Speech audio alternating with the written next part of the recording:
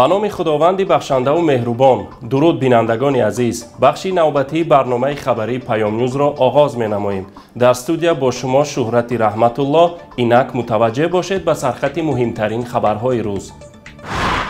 عبیدالله طلب کرده از فعالیت مسجدها آنلاین نظارت کرده شوند. بانک اروپایی تجدید و رشد به تاجیکستان 100 میلیون دلار قرض خواهد داد. خدمتچیان دولتی تاجیکستان من بعد بدون اجازه پرزیدنت حق سفر ندارند. نیروهای مرزبانی تاجیکستان به حالت آماده باش آورده شدند. محمد سعید عبیدالله رئیس شهر دوشنبه گویا با خواهش رئیس شورای علما سید مکرم عبدالقادرزاده از امام خطیبان مساجد پنج وقته جامع پایتخت طلب کرده است در مساجد دوربین‌های نظارتی و دستگاه‌های کشفی متال‌ها را نصب نموده طریق آنلاین با مسجد مرکزی به نام حاجی یعقوب پیوست کنند. ریاست کارهای داخلی شهر دوشنبه و بخش شهری کمیته امنیت وظیفه‌دار کرده شده‌اند که به این کار مساعدت نمایند. از طرف حکومت جانشین عبیدالله جمیله لنگریه و مسئول اجرای این قرار تعیین شده است. هرچند تا امروز هیچ جنایت در مساجد کشور صادر نشده است، مقامات با این اقدامهایشان میخواهند مسجدها را مکانی جنایتکاران و صادرشوی جنایت معرفی کنند. در همین حال موضعهای صادرشوی جنایتها دیسکو کلوبها و کلوبهای شبانه بدون نظارت فعالیت میکنند.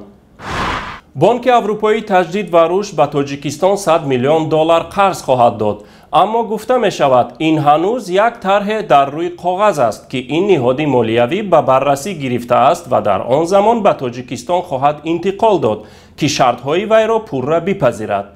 در همین حال وضع بحرانی بانک‌های کشور روز از روز می افزاید. در گزارش آخری صندوق بین المللی پول آمده است که دو بانک تاجیکستان، تاجیک صادرات بانک و تاج پرام بانک توان پرداخت را گم کردند. احتمال می رود بانک اروپایی تجدید و رشد از تاجیکستان طلب نماید که منیجمنت بانک ها و شفافیت کار آنها را به راه ماند. در صورت اجرا نشدن این شرط ها به تاجیکستان قرض نخواهد داد. نظر به معلومات ها با میانه روی بانک ملی در بریتانیای کبیر و تاجیکستان نشست نمایندگان مسئول تاجیک صادرات بانک و بانک اروپایی تجدید و رشد برگزار گشته است.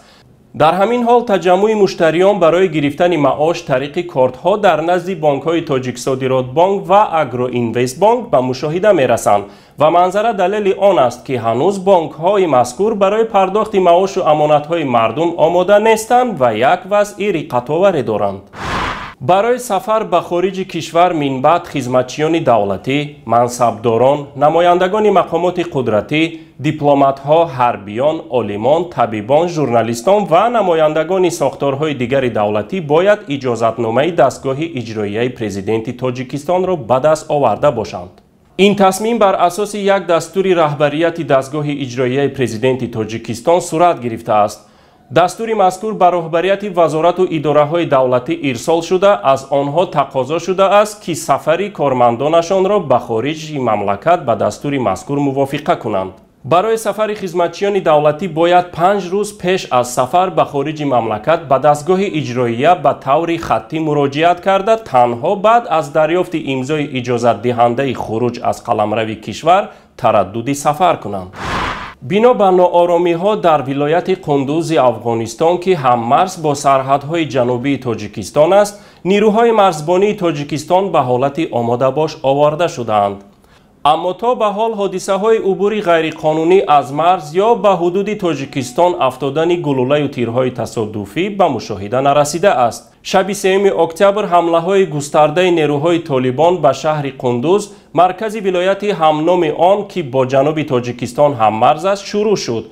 مقامات افغانستان گفتند طالبان در یک حمله هماهنگ شده یکباره از 4 طرف شهر حمله کردند. شیرعلی کمال، یک فرمانده پلیس قندوز به خبرگزاری فرانس پرس گفته است حمله طالبان شب 3 اکتبر آغاز شد. از روی اطلاع آخر حالا جنگ ها در کناره های شهر ادامه دارد. همزمان در گوشه های دیگر افغانستان از جمله ولایت جنوبی هلمند حمله صورت گرفته، ولسوالی لشکرگاه مرکز ولایت هلمند تحت نظارت طالبان گذاشته است. بینندگان عزیز، اینجا به پایان برنامه خبری پیام نیوز رسیدیم. برایتان خبرهای خوش و سروری زندگی را تمنا می نماییم. تا بخش نوبتی خیر، خدا حافظ.